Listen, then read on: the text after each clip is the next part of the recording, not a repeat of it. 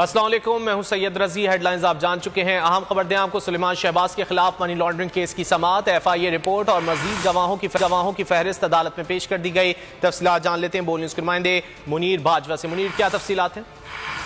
جی بالکل، لاہور کی F I a court میں سلیمان شہباز کے خلاف منی لانڈرنگ کیس کی سماعت عدالت نے 4 مارچ تک ملتوی کی ہے، اور عدالت نے آئندہ سماعت پر ایف آئی اے کو حکم دیا ہے کہ وہ سلیمان شہباز کی بریت کی درخواست پر تحریری دلائل جمع کرائیں، جبکہ امجد پرویز ایف آئی اے کی جانب سے جمع کروائی گئی آج پیشرفت رپورٹ، کنسالیڈیٹڈ رپورٹ، اس پر تیاری کے لیے، اس کا جائزہ لینے کے لیے مہلت مانگی ہے، جس پر عدالت نے اس کیس کی سماعت 4 مارچ تک ملتوی کی ہے۔ اور دوران سماعت امجد پرویز ایڈوکیٹ نے یہ کہا کہ یہ ایف آئی اے نے ایک نئی رپورٹ عدالت میں جمع کروائی ہے جس کا انہیں علم نہیں تھا، لہٰذا یہ مناسب ہوگا کہ وہ اس رپورٹ کا جائزہ لے لیں اور عدالت انہیں اس وقت کا اس کی مہلت دے دے۔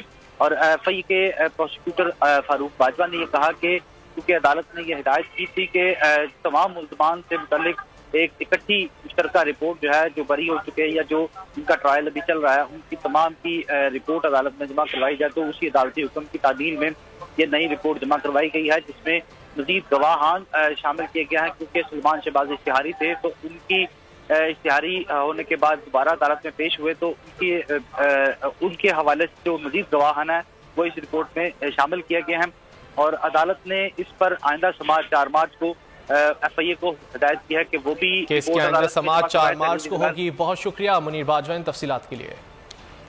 آگے بڑھیں گے۔